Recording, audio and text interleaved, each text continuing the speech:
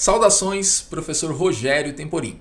A aula que você vai assistir agora, ela faz parte do nosso curso Tarô Profundo, que é um curso exclusivo, mas nós estamos liberando essa aula como uma cortesia para você. No curso Tarô Profundo, a gente vai descer até as profundezas mais turvas, os lugares mais escuros da carta para conseguir entender esses símbolos grandiosos que são as cartas dos arcanos maiores do tarô.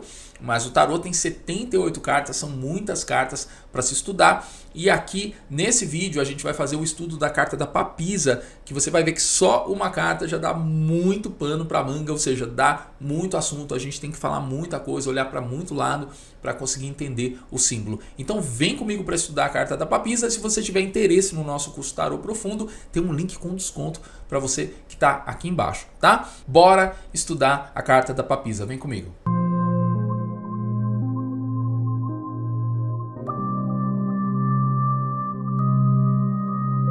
E agora vamos para a carta da papisa, da sacerdotisa, ou da alta sacerdotisa, como está escrito aqui no Rider-Waite, né? Alta sacerdotisa. E, gente, aqui tem muita coisa para falar, então eu vou tentar sintetizar também para a gente não ficar aqui uma hora falando da carta. O que não seria ruim, né? Mas o problema é reter a informação. Então tem que ser uma informação que você consiga reter aí, né? Ter com você. Não adianta eu falar tanto assim e ficar... Você não lembrar o que eu falei no começo. Lembrando que todas essas informações elas vão ficar na apostila, tá? Para você. E a minha recomendação agora é que você anote. Por quê? Porque você vai... seguir o seu próprio grimóriozinho aí, né? O grimório, que é o livrinho que as bruxas fazem e nós fazemos também, né? Nosso livrinho com as nossas anotações, e você vai ter aí também energizado, né? Um material que é seu mesmo, tá bom? Mas tudo isso vai estar na apostila. Gente, então assim, eu vou falar aqui o que eu fiz os tópicos para comentar com vocês. E vou falar o que eu acho que é importante na carta. E tem muita coisa aqui, gente. A gente pode ir muito longe com a carta da papisa, tá? Então vamos começar. Vamos começar aí pensando na lenda, né? De onde que sai essa papisa. Primeiro, assim, pensar que papisa, quando foi feito esse baralho aqui, aí pensando na carta do Marsella mesmo. A papisa era uma figura que hoje em dia a gente acha estranho olhando essa carta aqui. Mas como assim uma papisa? Será que era algum tipo de chacota da época? De onde que vem isso daqui? A ideia de ter uma carta que tem o nome papisa, ok? A gente sabe que essa é uma época que ainda a ideia de que a mulher poderia participar da concepção do conhecimento e tal era uma ideia totalmente refratária. Então todos os conceitos eram feitos por homens, a medida do mundo era feita por um homem, então era um mundo masculino, tanto que o Papa até hoje é um homem, né? A ideia também da Virgem Maria, é interessante pensar isso, que essa foi uma construção, né? Porque justamente durante aí principalmente até o século X, né? Teve uma construção de alçar a Maria como mãe de Deus, mas isso não era antes. Foi uma tentativa de deixar um pouquinho mais feminina a religião, certo? De repente, o que se diz é se aproximando até das religiões pagãs, ou, por exemplo, a deusa dos celtas, que era a mãe, né? A deusa mãe. Então essa ideia de que era muito machista, então Deus, é Jesus, tal, e Maria foi ganhando esse posto até que ela foi colocada no lugar que ela está hoje. Mas não tem uma papisa, a ideia é que não existiu uma papisa, certo? E então mesmo assim essa figura da papisa é estranha. Gente, só que será que não existiu mesmo? É isso que a gente vai começar a falar aqui. Bem, vou começar falando com vocês da lenda da papisa Joana. O que é isso? Então, eu falei aí um pouquinho já, né? Mas agora eu vou ser mais contundente sobre isso e explicar para vocês. A papisa Joana, ela é uma suposta papisa do século... tá errado aqui, gente. Aqui tá do século XIX. Não, pelo amor de Deus. Aqui é século IX. Século XIX tá aqui já, né? A Então a gente está falando de uma coisa de 1000 anos atrás, tá? Mais ou menos, mais um pouquinho. Existe uma lenda que a Joana, ela era uma grande, uma professora de filosofia do século IX, e ela ficou muito famosa pelos seus ensinos, e em algum momento ela chamou a atenção da Igreja Católica, e ela ali convivia com eles, né, com os bispos e tudo mais. E aí um papa morreu, como, né, em algum momento vai morrer, e ela se disfarçava de homem para dar aula de filosofia. Então isso era interessante. Então ela se disfarçava de homem, e aí ela foi chamada em algum momento ali, morreu o papa, eles decidiram que ela poderia ser o papa, só que ela tinha que se disfarçar de homem. E aí a papisa Joana virou papisa. Tudo isso é uma lenda, tá? Não se sabe até que ponto tem alguma verdade nisso. A questão é que, olha só que coisa, que a papisa Joana foi desmascarada, que ela era uma mulher, quando numa celebração de Páscoa ela deu à luz no meio da procissão. Então ela estava grávida, deu à luz e tal. E aí mataram ela e o bebê. Essa é a lenda. Aí descobriram que era uma mulher e tudo mais. Então tem requintes de uma história mesmo, de um mito, né? De uma lenda, vai. Então, quer dizer, ela dá à luz justamente na procissão de Páscoa. Aí ela foi morta, ela e o bebê e tudo mais. Essa é a lenda da papisa Joana. Muita gente diz que aqui a ideia da carta da papisa remonta à ideia da papisa Joana. Só que temos uma informação muito mais interessante que essa, né? Que é o seguinte: existiu uma pessoa que se chamou Manfreda Visconti. Manfreda Visconti, guarda esse nome, Visconti. E ela foi eleita mesmo papisa, vou explicar como. E ela foi morta na Inquisição. Como assim? A Manfreda Visconti, ela fazia parte de um grupo meio rebelde ali de pensadores que lutavam contra a dominação católica. Em algum momento, esse grupo, ele, numa tentativa de fazer uma espécie de revolução ali, né, uma revolução fracassada, eles instituíram então uma papisa mulher, e essa papisa ia tomar a posse, né, do Papa. E essa pessoa existiu, foi a Manfreda Visconti, que eles elegeram ela, e ela, obviamente, né, ali no meio de todo o poderio ali da igreja, mesmo ali no século X, século XI, a igreja ainda tinha muita força ali, né? Estava na baixa Idade Média já, mas a igreja foi lá e matou ela, tá? Então mandou sacrificar. E é isso, sacrificar, né? Foi morta na Inquisição e acabou. Mas ela foi uma suposta papisa, ela nunca tomou posse. Só que olha só, gente, aqui tem uma coisa muito interessante. A Bianca Maria Visconti, que é descendente dela aqui da mesma família, foi a que se casou com o Francisco Sforza, daquele casal Sforza que encomendou o tarô. Sabe o casal Sforza? A gente falou ali na aula de história. Esse casal encomendou o tarô. E essa Bianca, ela era descendente dessa Manfreda. Então a ideia que se tem hoje é que provavelmente essa carta da papisa é uma homenagem à bisavó dela, à tataravó, não sei quem, né, qual a linha aqui da sucessão. Mas assim, quer dizer, qual o parentesco aí, né, que ela tinha, mas ela era descendente. Então, quer dizer, na família Visconti, essa história circulava, porque a Manfreda existiu. E quando ela casou com o Francisco, eles encomendaram o tarô, e provavelmente a papisa, ela vem disso daí, tá? Ela vem de uma homenagem à bisavó, tataravó, tataravó dela.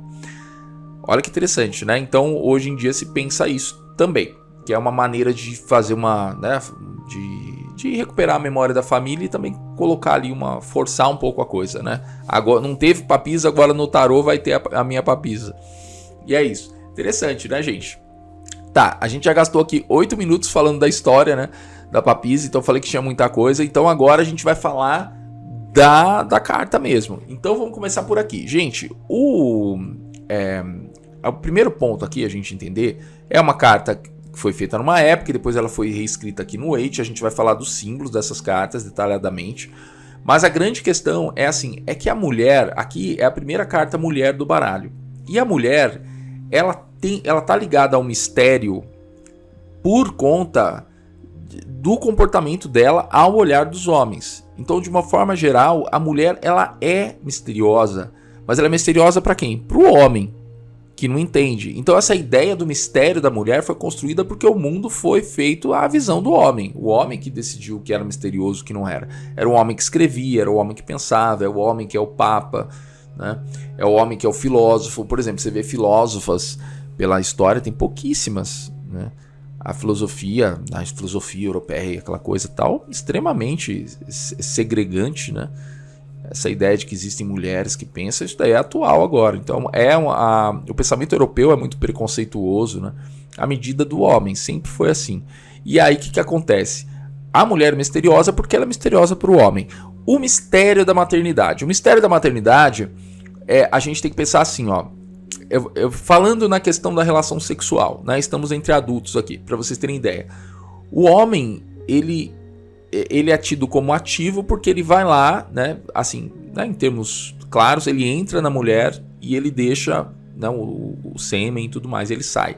Essa coisa de entrar, ele entra num lugar que ele não conhece. Pense assim, o escuro do útero, né? O que acontece dentro do útero? A gente sabe hoje pelo ultrassom, mas nessa época não se sabia. Como assim? Né, você vai lá, planta uma coisa lá e daqui a pouco nasce uma criança. O mistério da maternidade transforma a mulher num ser misterioso, né? Num ser, como assim, né? O que tem lá dentro para acontecer isso, né? Como que acontece a vida dentro da mulher? Então, se a gente pensar antes da invenção do ultrassom ou desse tipo de coisa, era um mistério mesmo, saber como que o bebê se formava e tudo mais. O homem, a incompreensão dos homens para com a mulher traz essa visão da mulher ligada à noite. Ok? Porque a noite é o lugar do mistério. Então essa ligação foi meio que automática aí. A noite é o espaço da mulher, é o espaço que não se vê, é o escuro úmido do útero. Ok? É o lugar onde não dá pra ver. O homem dá pra ver as coisas. Se você pensar, até na questão do órgão sexual masculino e tudo mais, é visível como é tal. O da mulher não. Né? Então assim, tudo isso leva ao mistério da mulher. Tudo isso que eu tô falando aqui, gente, claro, é porque vai ser produtivo pro significado dessa carta. O ciclo menstrual lunar. A mulher tem um ciclo que está sincronizado com a lua. Isso não é uma coincidência, né? É o ciclo ligado ao astro. E aí o que acontece? Automaticamente se liga a mulher à lua, se liga à noite. Então a mulher vira a misteriosa, a detentora de algo que os homens não têm, de uma sabedoria que os homens não têm. E aqui que a gente começa a falar dos símbolos. Eu vou deixar aqui em cima a do Marcélia para a gente explorar um pouquinho, começar pelo Marcélia, tá? Bem, a primeira coisa, a mulher do Marcélia, ela representa a mulher sábia, tá? A mulher que detém uma sabedoria. A gente pode ir por vários símbolos e vamos, e o primeiro que eu queria falar é o chapéu da papisa, que ele ultrapassa o limite da carta. Tá vendo? Ele é pontudo aqui, ó. Então ele vai até aqui em cima, ó. Isso daqui sugere que a mulher tá ligada, ela tá excedendo, né, o limite do teto, ela tá conectada com o céu, com uma sabedoria superior, né? Ela tem esse chapéuzão aqui, bem pontudo, então ela tá ultrapassando. Então a ligação dessa mulher com o espiritual e com o sublime é muito grande. Tá? Então essa carta já indica o poder que a mulher tem, e essa mulher aqui especificamente, né? O poder dessa mulher de se conectar com as verdades sublimes, as verdades superiores, certo?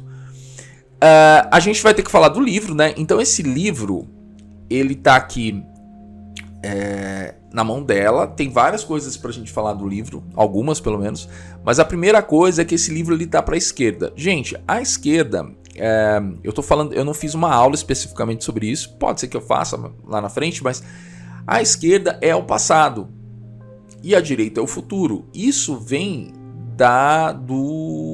no Ocidente, da ideia que quando a gente escreve da esquerda para a direita. Então essa é uma concepção do Ocidente. Claro que se a gente pegar símbolos em outros lugares, e o tarô foi criado no Ocidente, tá? Então vamos pensar assim, as cartas dos arcanos maiores. Então no Ocidente essa é a ideia. Então quem está desenhando a carta sabe que esquerda é passado, direita é futuro. E esse livro ele está no passado, ele está virado para cá. Ele indica o quê? que essa mulher traz uma grande sabedoria, essa da carta, né? E fala da sabedoria feminina em si também, ok? Que a sabedoria é o quê? É o que eu já sei, ok? É o que eu já acumulei. Por isso que a gente fala, a pessoa mais velha, o eremita, por exemplo, né? O velhinho, ele é sábio porque ele traz alguma coisa com ele, né? É uma sabedoria que está acumulada, é cumulativa, certo? E aqui a gente tem esse livro virado para o passado, indicando que essa mulher tem uma sabedoria, ela está olhando lá para trás, ela sabe das coisas, ela está trazendo esse conhecimento, essa sapiência, né? Vamos dizer. Falando do livro ainda, olha só, o livro aqui, a gente tem que entender, é que é difícil ver perspectiva nesses desenhos, mas a gente tem que entender que esse manto dela, ele tá cobrindo o livro aqui, ó. Se a gente pudesse ver de lado, né, aqui no 3D, esse livro ele tá meio que sendo escondido aqui, ele não tá totalmente exposto. Então a gente entende que essa sabedoria, ela não é fácil de ser acessada. Então a papisa, ela representa uma sabedoria, um conhecimento que a gente tem que correr atrás para buscar. A gente tem que ir ali, olhar, né, tirar aquele pano, a gente tem que buscar isso. Isso a gente vai falar também nessa carta aqui, tá? Da sabedoria escondida, que é a mesma carta, né? Mas a gente vai olhar, dar uma analisada no Rider-Waite. Ou seja, é um conhecimento que ele existe, né? Ele pode ser buscado, mas eu tenho que me esforçar para chegar até ele, tá? Então essa carta, ela saindo em alguma tiragem, ela fala do conhecimento, mas é o conhecimento que tem que ser buscado. Eu tenho que subir a montanha para ir atrás desse conhecimento, tá? Bem, o que a gente tem aqui para resumir, então? Eu já queria fazer um primeiro resumo. A carta da papisa, ela faz, as duas aqui, né? Elas vão simbolizar o arquétipo da maternidade universal, ou seja, o início das coisas, o início do universo, o início como o início pela grande mãe. Você sabe que a gente já falou, né? Mas a ideia da mãe de Deus é uma coisa que o mundo começava pelo homem, né? É o Deus masculino, sabe? É o Deus com pênis. Eu falo isso, né? Por que eu tô falando isso? Porque a gente tem que ter essa ideia clara de olha como que é o Deus cristão, é um Deus homem, ok? É um Deus que ele é um Deus que é um homem. É engraçado isso, né? Porque a gente fala, óbvio, é Deus Pai, Deus Homem, mas não, é um homem. A Constituição, por que Deus é um homem? E a igreja vai questionar isso. Ela vai começar a questionar, construir uma Maria. Maria não existia, Maria era uma figura apagada. Ela só vai alçar a ser a mãe de Deus e ter essa importância também na igreja católica, porque na reforma, né, para os evangélicos, Maria cai de novo, né? O Deus é um homem com falo, né? São questões que a gente não quer entrar, né? Fala, como assim, né? Mas é um homem, tá? Então assim, a gente tem que pensar essas coisas, repensar de repente essas coisas, como que a construção é a partir do olhar do homem, óbvio, né? O homem que escreveu a Bíblia. Que mulher que escreveu a Bíblia? Nenhuma. Se escreveu também não entrou, né? Você tem o Evangelho de Maria Madalena lá, mas ele não entrou. Então, na verdade, a Bíblia é uma construção dos homens, é a visão dos homens que está na Bíblia, né? A gente não pode ter dedos de pensar nisso, de falar isso. Mas o arquétipo da papisa vai trazer isso, vai influenciar justamente, fala dessa construção da mulher como a mãe universal, né? Tem que ter uma papisa, e um dia vai ter que ter, porque é a maternidade. O Papa só está lá porque ele nasceu de uma mãe. A importância da mãe é muito maior nesse caso, eu acho, né? Então o arquétipo da maternidade universal está aqui expresso nessa carta, tá? Agora sim, a gente não pode viver só de coisas, de pontos positivos das cartas. Eu trago para vocês nessas aulas uma reflexão geral. Eu não vou ficar separando, isso é positivo, isso é negativo necessariamente. Até vou fazer um pouquinho nessa carta, mas eu não gosto de travar a carta nesse sentido. A gente tem que ir pensando, né, por nós mesmos. E uma coisa que a gente pode trazer aqui, principalmente por conta dessa roupa toda aqui que elas estão usando, o símbolo da igreja aqui, que é a cruz, tal, é que a carta pode falar de castidade, né? De castidade, ou de conservadorismo, ou de puritanismo, ou seja, pessoas que são muito ali dentro das regras, o sexo é sujo, né?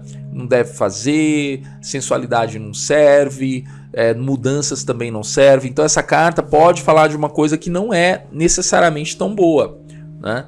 Que a castidade, né, para quem quer, tudo bem, mas pode levar para esse lugar do conservadorismo, né? Esse lugar de ser avesso à mudança, avesso a liberdade sexual, por exemplo, o que pode, né, não ser tão bom. E aí a gente cai nesse lugar aqui, ó, repressão também. A carta pode falar disso, porque você imagina essa mulher, tem essa coisa da mulher carola, né? Carola é aquela mulher da igreja que fica ali patrulhando todo mundo. Lá naquela... Tem muita gente que não vai... Vocês devem conhecer, né, o livro Tieta, do Jorge Amado. Tieta, que tem aqui o escritor brasileiro, né? E teve a novela Tieta também, que foi bem interessante. E na Tieta tem uma figura que é uma senhora que ela anda de preto e ela supostamente ela é uma puritana, conservadora e tudo mais. E ela fica patrulhando as mulheres, para que as mulheres, né? Qualquer menina que é mais bonita, e a Tieta, que é atirada, ela odeia essa mulher. Porque ela quer controlar, né? Ela quer o exemplo dos bons costumes. Só que quem assistiu Tieta sabe que essa mesma mulher guardava uma coisa bem esquisita no armário dela, que eu não vou falar aqui, depois vocês pesquisam. Era Perpétua, acho que era o nome dela, dessa mulher. E ela guardava uma coisa estranha, né? Depois no final do livro, da novela, né? Que eu assisti a novela, também dá pra descobrir lá o que ela guardava. Depois você pesquisa aí. Mas é exatamente esse conservadorismo que às vezes ele é falso, né? Ele é só por fora. E por dentro a pessoa tenta manter uma aparência de ser, né, bons costumes, aquela coisa toda. Tem uma coisa aqui interessante que é assim, a proteção de um segredo. Porque como aqui eu tô ainda falando, tô ainda nessa daqui, né? A gente vai falar dessa daqui um pouquinho. Como ela tá com esse livro aqui, não dá pra ler o que tá escrito, né? Tá meio embaixo do véu dela, então isso pode estar falando, a carta tá falando de um segredo, né? Você vê que tem esse véu aqui atrás, gente, e ele tapa, não dá pra ver o que tá atrás. É um pano aqui, ó. Tá vendo? Então parece que ele tá escondendo alguma coisa. Ela tá com a roupa toda aqui tapando aqui, né? Então a gente pode entender que tem uma necessidade, ali pode ser uma fachada para esconder alguma coisa profunda, né? Alguma profunda que está lá atrás dela. E aqui está muito mais claro isso, a gente já vai falar dessa carta. Vamos para ela então. Bem, gente, esses são os símbolos do Marcélia. Vamos falar agora um pouquinho do Waite. Então, gente, aqui já tem uma coisa muito, muito importante, muito rica para a gente falar, que é o seguinte. A alta sacerdotisa, né, que é a papisa, né? Alguns baralhos é chamado de sacerdotisa, tem alguns que é chamado até de feiticeira, se você pegar um baralho muito diferente aí. Ela está às portas de um templo, tá? E esse templo aqui não tem como fugir. Você sabe o que quer dizer esse B e esse J aqui? Quer dizer Boaz e Jaquim. O que é isso, né? Lá na Bíblia, quando Deus descreve como deve ser o templo de Salomão, né? Porque lá na Bíblia, não vou lembrar em que livro, né? Mas está lá no Primeiro Testamento, ele vai descrever como que deveria ser o templo, fala as medidas, tudo mais. E fala de 2 colunas de bronze que deveriam estar à frente do templo de Salomão. Que seria, uma coluna tem um B, Boaz, e a outra tem um J, que é Jaquim, desculpa. Que é Jaquim. Aí o que acontece? Isso daqui liga diretamente essa carta ao Templo de Salomão. E também tem uma coisa aqui, não, que se diz também, que é o Templo de Ísis. Aí já teria uma ligação também com o conhecimento egípcio. É aquela ligação que a gente falou lá, que o Waite, os ocultistas vão tentar fazer com o saber egípcio. Mas aqui o Templo de Salomão está muito mais claro, né? Tem as próprias colunas dele. O que isso quer dizer? Isso quer dizer que essa carta está insinuando que ela está guardando as portas de um conhecimento que está aqui atrás. Evidentemente que essa carta faz uma ligação com a Cabala direto, né? Porque a gente pensa aqui, né? O Primeiro Testamento, né? Os judeus, a Cabala. Então, tem muito mais símbolo aqui do que aqui, né? No que se diz respeito à ligação com outras culturas, com outros saberes, tá? Bem, o importante é que ela tá bem no meio das colunas e ninguém consegue passar por ela, ok? Então isso é uma informação importantíssima, que tá aqui, ó. A sacerdotisa guarda a entrada para o conhecimento. Então fala, essa carta aqui, né, com esse símbolo aqui, tá falando pra gente de que a sacerdotisa pode ser o caminho para o conhecimento, a mulher sábia, a sabedoria, né? A sabedoria é aquela que me leva até o conhecimento, ok? Ela esconde, então continua a ideia do segredo, tá? Então se a gente pensar aqui, né, na proteção de um segredo, ela está protegendo. E a gente não consegue ver muita coisa lá atrás, certo? Parece que tem aqui um pano, alguma coisa que igualmente, né, um tecido tapando. A gente consegue só ver pelas frestinhas aqui, que eu vou falar com vocês, né, do azul aí. Bem, o que mais podemos falar? A água, certo? Que é exatamente isso, né, que eu ia falar. A gente vê o azul aqui por trás desse tecido, que está bem enfeitado aqui e tal. Parece que ele quer distrair muito aqui, mas atrás só tem esse azul. Esse azul que vai remeter inevitavelmente ao elemento água. Tá? É como se a água fosse o segredo guardado. Porque a água, eu olho a água, o que eu vejo, né? Nesse azul da água. O que tem lá? Tem muita coisa, né? A água é a vida no planeta Terra. E a água se estrutura também de outras formas. A gente tem isso na homeopatia, por exemplo. A questão da memória da água. Ela faz moléculas, forma grandes grupos de moléculas. Sem deixar de ser água. A água é um mistério também, né? E a água é o feminino. Então aqui fala do segredo profundo feminino. Então é uma carta que vai remeter essa ideia de que existe no feminino alguma coisa muito poderosa. É claro que na hora das leituras a gente vai ter que dialogar isso melhor, né? Ver como interpretar e tudo mais. Mas aqui a gente tem que estudar essa carta a fundo, tá? Olha só, tem uma coisa interessante que é bom ver aqui, eu estou explorando um pouco além aqui, né? Esse B, ele tá branco e a coluna é preta. E aqui o J tá preto e a coluna é branca. Por que isso? Deixa eu arrumar esse Jaquim aqui. Pronto, que não é, ele tá achando que é Joaquim, que nem eu tava falando aqui. Veja só.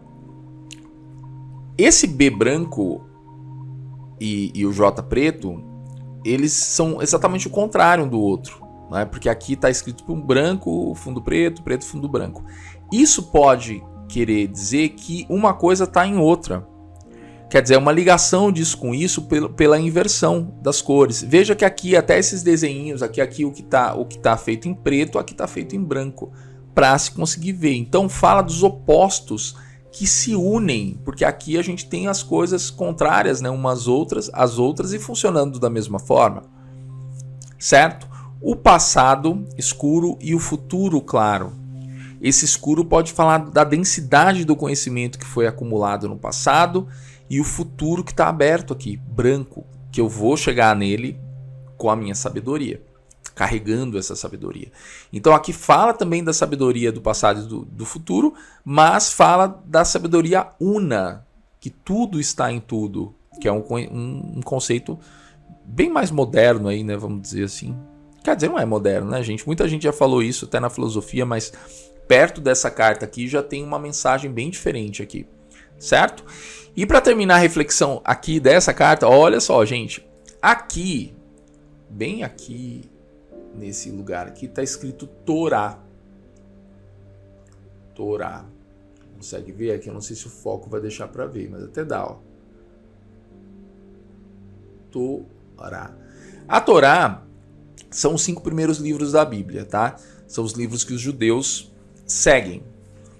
É o Pentateuco, né? De penta, de 5. Então, os 5 primeiros livros. Então, para os judeus, o que vale são os 5 primeiros livros, que é onde a Cabala vai trabalhar, né, a questão dos números, das mensagens ali. Muito bem. Torá. Torá é anagrama de tarô. O que é anagrama?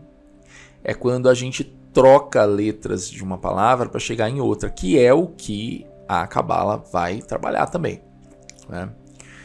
Não há anagrama em si só, mas a questão né, das letras, do valor das letras e tudo mais. Gente, é muita coincidência isso aqui, será? Né? Escrever Torá e ser tarô e tudo mais. Anagrama é um estudo sério, tá? Porque tem muita gente que fala, isso é bobeira, né? Não, não é. É um estudo sério, você fazer anagramas com letras. Isso foi feito durante toda a história aí do mundo ocidental. Foi usado às vezes como brincadeira ou às vezes para codificar. Então, a verdade pode estar escondida, certo? Porque aqui é o tarô. No baralho do tarô tem uma palavra escrita Torá. Por que ele escreveu Torá ali? Né? Para ligar diretamente aos judeus, certo? Sendo que a papisa em si não é judia, não é? A ideia não é essa. Mas e aí? Né? Será que tem fundamento isso? Muita gente já viu isso aqui. Todo mundo que estudou tarô a fundo já passou por esse pedacinho de falar que tem Torá e anagrama de tarô. Então pode estar falando dessa verdade escondida, a verdade codificada que a gente tem que buscar. A verdade pode estar ali, a gente não está vendo, está na nossa cara, entendeu? Gente, agora eu fico olhando aqui pro lado que dá para eu ver a tela aqui. Então não estou olhando para fora da aula, viu? Agora eu vou colocar para vocês o resumo da carta, só que para isso eu tenho que sumir, senão você não vai ver. Que tá aqui. Pronto. O que temos aqui, ó? Fiz um resuminho para vocês e fiz o que eu não gosto muito de fazer, mas aqui vai ter que fazer, que é colocar em azul o que eu acho que é positivo da carta e aquilo que em vermelho que eu acho que pode ser desafiador da carta. Um significado reverso, negativo, contrário, enfim, você veja como você quiser ver. Resumo, depois de tudo isso que a gente falou, os significados dessa carta. Mistérios da vida, de uma forma geral. Sabedoria intuitiva feminina, então a intuição feminina, aquela coisa que a mulher sente, que ela tem que seguir, enfim, tudo mais. Poderes ocultos e espirituais, ok? Então mediunidade, a intuição mesmo, a gente pode pensar... e tudo que a gente pensar em magia, né? O poder de fazer magia, desconectar com o sagrado. Sabedoria espiritual. Aqui está falando da sabedoria no sentido geral, né? Essa sabedoria do cosmos, enfim. Agora entenda assim, quando a gente fala sabedoria, a gente está falando de estudo também. Então assim, é o conhecimento espiritual, ok? É pegar o livro também, ler, é buscar informação espiritual e tudo mais. Essa carta, às vezes as pessoas falam que tem a ver com estudo, mas só estudo eu acho que é pouco, porque essa é uma carta de uma mulher que é uma sacerdote espiritual. Tem que ser conhecimento espiritual, sabe, gente? Então eu acho que só estudo não é.